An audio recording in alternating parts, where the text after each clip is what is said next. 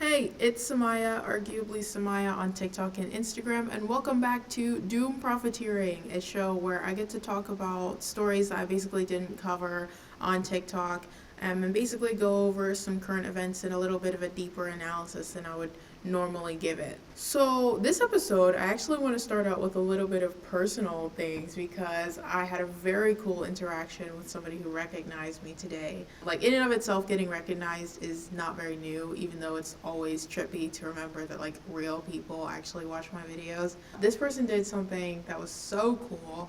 They started giving me book recommendations. Specifically, they were talking about like Reflections on the Society of the Spectacle by Guy Debro, because I've already read Society of the Spectacle. Apparently, this like update clears up some misconceptions that Debro saw with his work, and I just want to say, like, if you ever see me on the street, the new expectation is like, you like give me a book recommendation, please, because that was so cool, like what that person did, and I just want my every interaction to just be that. So like, if you ever see me anywhere, just give me a book recommendation, any book recommendation. I will be so happy to take them. Let's dive right in because we've got a couple stories to cover. So, the first story is something that I'm sure you're already familiar with. ChatGPT's viral Studio Ghibli style images highlight AI copyright concerns. I'm sure you see the trend going around primarily on Twitter of people inputting photos into ChatGPT and it spitting them out in a sort of Studio Ghibli-esque style. This is pure dystopia on the highest levels. I think I mean, certainly if you've been on my channel for like long enough, you know my stance on AI quote unquote art. But there are just so many levels of this that are just fucking terrifying. Number one, don't feed your real face to AI, please. I can't believe I have to say this, but like, please do not feed your like real face to AI. Obviously, just by virtue of existing on the internet, these AI engines are scraping your information, your face, and your voice. Unfortunately, until we do something about that, there's nothing that really can be done. Voluntarily giving your information, your face to these like engines, why would you do that? It's just so terrible. Please have a little bit of a sense of self-preservation. But like, the deeper problem, of course, here is that like AI art is just anti-humanity, just on like the deepest levels of what it means to be a human being. AI violates just all of those principles, and it's just terrible. I think a lot of the problem with like AI art is like capitalism has so warped our understanding of like what art is and what art means. We've approached art from like a consumption standpoint, that like, oh, art is a product. I'm making a product when I'm doing art. Like, I'm making a beautiful painting or, beautiful song. Like, fundamentally, when you actually like take it from like an anthropological point of view, like art is like just a human activity. Like, it's just a thing that we do. It's not something that you have to be quote unquote good at. That's why people, like, for instance, like when people say like, oh, I can't sing. No, like, no, singing is just a human activity that humans do, right? What you mean is like, oh, I can't sing, maybe well, I can't sing in tune, I can't sing to the level of like commercial success, but that's a different thing from like not being able to sing. If you can talk, you can probably sing. You don't have to be good at art for art to be worth doing, just for the sake of the process of it. For instance, I keep a sketchbook, and I've been, doodling in the sketchbook for probably going on 7, 8 years now or something. I'm never going to get to the point where I'm like commercially selling, art or relying on my drawings in order to live. And I don't really want to, because like that would ruin the relationship that I have with my art. And this is not to like say that like, oh, artists that are working on commission or like have like a worse relationship with their art. No, that's not what I mean. What I mean is to say that like the reason that I love art is because it's mine. The stuff in the sketchbook is things that like I did by my own hands, and I can go over my sketchbooks in the past because I've kept all of my sketchbooks, and like I can watch myself improving. And that's way more valuable to me than anything a computer could ever spit out, even if it's like objectively more gorgeous. There's a misguided critique of AI, which is like AI art is ugly. And like in the status quo, yeah, that's true. But we're seeing that AI art is getting more and more sophisticated. The problem with AI art is not fundamentally that it's bad looking.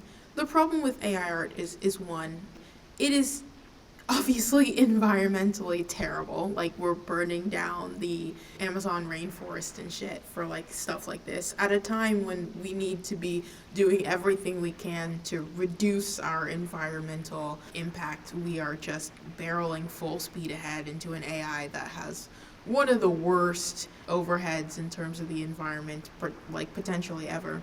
Secondly, like AI is just anti-humanity. Like inherently, AI art is just anti-humanity. There is no soul producing the things that we call quote unquote art. I have to fall back on like a quote from Thomas Jefferson because like I loathe Thomas Jefferson, but he actually said something that I really do agree with. He said, "We will be soldiers, so our sons may be farmers, so their sons may be artists." The promise of technology over the years has been that we would have more time to engage in leisure activities and that technology would take over the brunt of backbreaking, manual labor. What we've gotten instead is technology taking over some of the highest stages of human self-actualization, arts, the creative process, philosophy, all these things.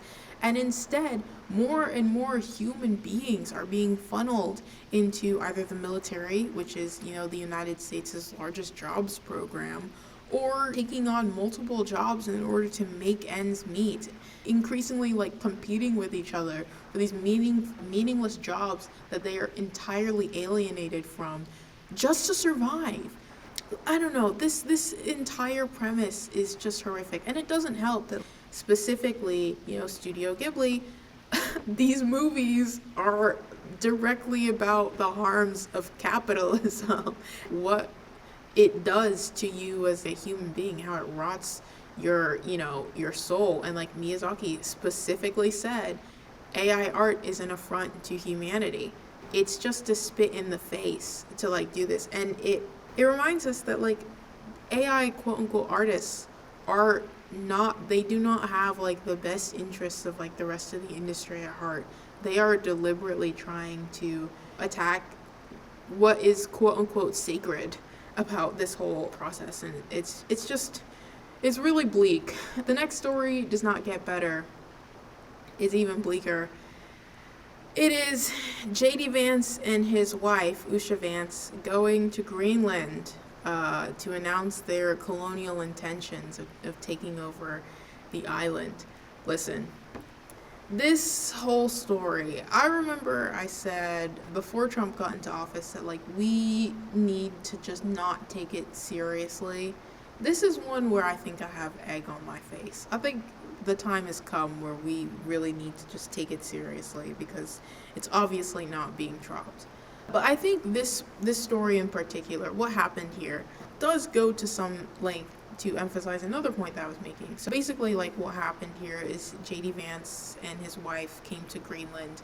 Nobody would host them. Like, everyone was like go away. Which, fair enough.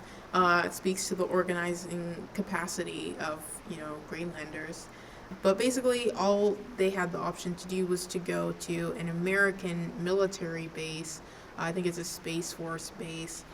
It kind of speaks to the point I was making, like, a while ago about, like, Europe really outsourced its military capacity to the United States, like, left its safety in the hands of the United States because, like, when the age of colonialism really, like, direct colonialism really died, it became advantageous to just let the United States take over the brunt of that brutality. We can talk about Greenland itself is a colonized place by Denmark specifically because it's not fully self-determining and it is still a remnant of, Denmark's colonial ambitions. But like specifically in regards to the United States, like the U.S. has military bases here in Greenland, ostensibly for, the protection of, yes, the United States because it's valuable for missile defense, but also, quote unquote, the rest of the West. That partnership, once the soft power and, the collaborative language dies, that quote unquote partnership, all those partner military bases, can very, very quickly turn into like points of invasion. It is kind of Europe just getting shafted by a bad deal that they made, and it's sort of them experiencing a little bit of what the global south has sort of had to deal with. The next story, also about J.D. Vance in Greenland, J.D. Vance admits he wasn't entirely sure why Trump wanted Greenland in the first place. I think this is not true. I think J.D. Vance is lying here. Again, when we go back to the, global south, global north dynamics, I think it comes down to resource extraction. There's a very cynical point that people make about Greenland specifically, like when it comes to climate change is going to radically change Greenland. Conservatives pretend to not believe in climate change, basically. They do. Like, if you want to live in reality, like, you have to acknowledge that this stuff is real. And what they have basically discovered is that due to ice melting, Greenland is going to have access to a very large depository of resources and minerals that could be very advantageous to capitalists going forward, because of course their goal is, infinite production on a very finite planet, and they're going to suck this earth till it is absolutely dry, and they have no shame in doing so. When J.D. Vance says like, oh, I don't know, it's just important for our protection, the president just wants it, and the president wants like what the president gets. What he's omitting here, the reason behind all quote unquote protectionist wars has always been resource extraction, has always been extractionism and exploitation of the planet. And this is just that logic being extended now to Europe. And that's why this is so scary for those, within NATO, within the EU, that suddenly they are on the menu for extractivism, and they don't quite like it.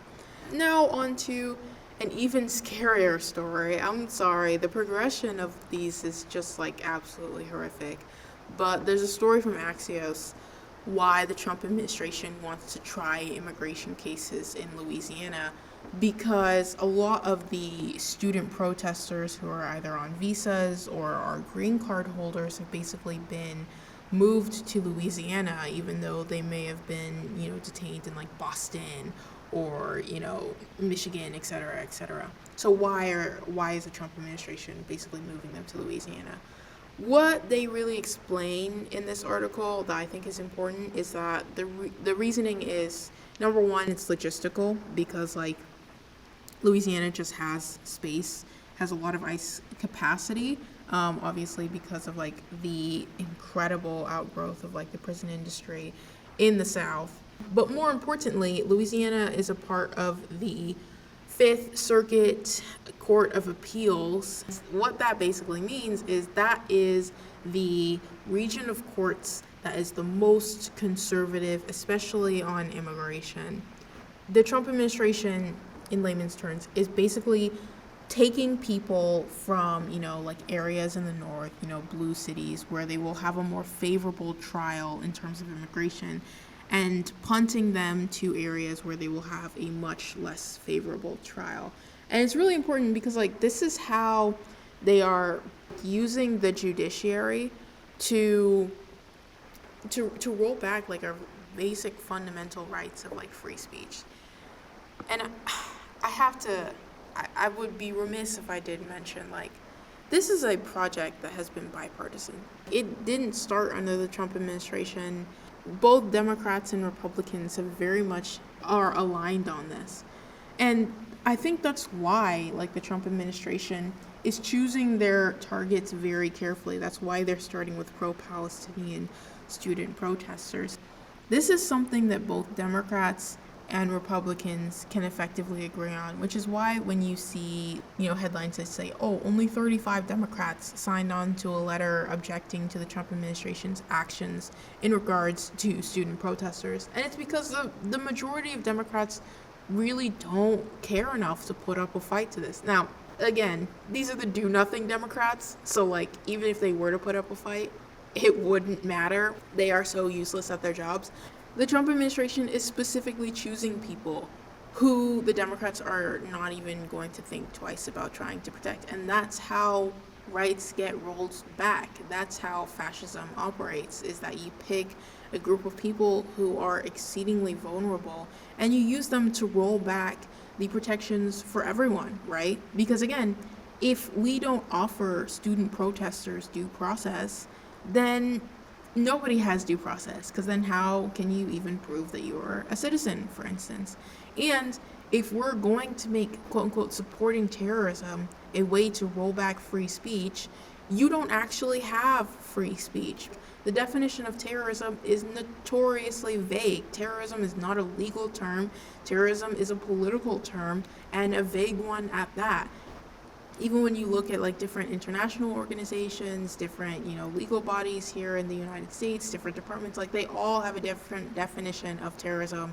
None of it is very specific, and a lot of things the administration doesn't like can then be called terrorism. These are the people who our rights are resting on. And I want to say, like, it's not a question of like, is fascism coming?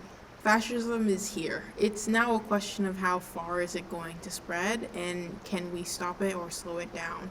Again, by another article that I wanted to look at, the U.S. issues broad order to consulates to vet student visas over quote-unquote terrorist activity. Now they're saying that if you're applying for a student visa, they're going to look at your social media in order to see if you've quote-unquote supported terrorism, which is of course just like posting pro-Palestinian content, and that they're retroactively revoking student visas from people whose social medias apparently don't make the cut. And I think at this point they've already revoked over 300 student visas.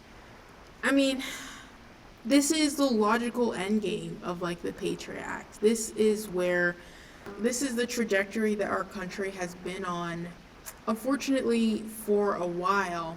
When we say, oh, Trump is a fascist, he's a proto-fascist, like, this is what everyone was warning about. And unfortunately, we kind of have sleepwalked into it. I suppose what I want people to really understand is that, like, this was not inevitable. When we look around and say to ourselves, like, how did America not learn from history? How do we find ourselves, like, repeating the exact same mistakes? It's, like, this was not something that had to happen, right? This was a conclusion of a series of deliberate choices that our political class has made over the years, because they are far more scared of socialism and the working class gaining, self-determination than they are of fascism and all of its terrifying implications. This is not a reform, like, this is not a question of reform. This is a question of, like, completely taking down, the status quo and upending it, and, completely changing all the systems that we currently rely on to make our society, like, run. I hear people talking about, like, electoral politics. That's over. I don't know if people quite understand. The time for running a left-wing populist campaign and winning over the broader American working class was like 8 years ago. It's however serious you think it could get, it is that serious. So our conversations now about solutions need to be in the realm of seriousness and standing on business about what happens in fascism, and being honest with ourselves about how we got here and how we move forward. That was really dark. So the last story we're going to get into is a continuation of the Signal absolute nonsense. This has been my favorite story of the Trump administration, because finally it's a story where they actually look bad, which is fantastic. And when I say bad, I'm not talking about bad as in evil, because, like, the Trump administration has been evil. All the things that they've been doing is evil. That's pretty obvious. But I'm talking about bad as in incompetent. And finally, we're getting some of that. We knew it was lurking under the surface, but finally, we're getting some incredible confirmation of it. And just like every story that comes out about like what's happening about this is awesome, with the exception of like the news that like, oh, this is just not going to be prosecuted because like all of our institutions have, bent the knee to the Trump administration, whatever. But specifically, this story, Israeli officials furious that Signal group chat exposed intelligence sources say. Apparently, there was an Israeli source who was providing information to the Israeli government that was compromised by the Signal leak. Hilarious. Absolutely hilarious. Apparently, Israel has been like giving the Trump administration the work over this. And, the Trump administration, in turn, has not been particularly happy with them. Absolutely hilarious. Everyone involved in this story, incredibly morally repugnant, but also fundamentally incompetent. And I think that the takeaway here is, like, it's important to remember, it's not like these guys like each other. Israelis and, like, U.S. politicians had, like, a very fraught relationship, even though the U.S. has committed itself over and over again to sending like endless weapons over to Israel so they can literally do whatever they want. It's not that this is a relationship based on friendship. It's very much a relationship based on like the continuation of America's settler colonial legacy and resource extraction in the geopolitical sense of like securing military dominance over regions that have incredible amounts of resources. These guys have class solidarity only in the sense that like their interests align, but they truly do not like each other. And one more thing, I just want to point out, it's so hilarious that like Israel is talking about, operational security or whatever, because like again, allegedly, these are the guys that completely overlooked that October 7th was happening, even though they were like directly warned about it. And there's discussions around whether or not that's purposeful or not. The idea that America gets scolded by Israel about the way they conduct covert operations, absolutely hilarious. Everyone involved in this story is an idiot and morally repugnant and probably breaking several laws, both internationally and domestically. So it feels good to see them take a PR loss for once, even though the American media, as I said on my TikTok, is still doing everything they can to manufacture consent for this situation. Because again, the bombing in Yemen is not legal under like international or domestic laws anyway, but that's not a question that the political class is interested in discussing at all. Anyway, that's been episode 2 of Doom Propheteering. Thank you so much for listening. I just want to say, please stay tuned to everything I'm putting out, because April is going to be a pretty big month for old Samaya. Starting with the fact that on Thursday, April the 3rd, I'm going to be doing hosting a TikTok live with an expert on reproductive rights, Dr. Sophia Yen, to basically talk about the state of reproductive rights in our country, because it is really terrifying, but also something that I think more people definitely need to pay attention with, because it touches effectively everyone in this country. Yeah. This has been Doom Propheteering, and I will see you later. Bye!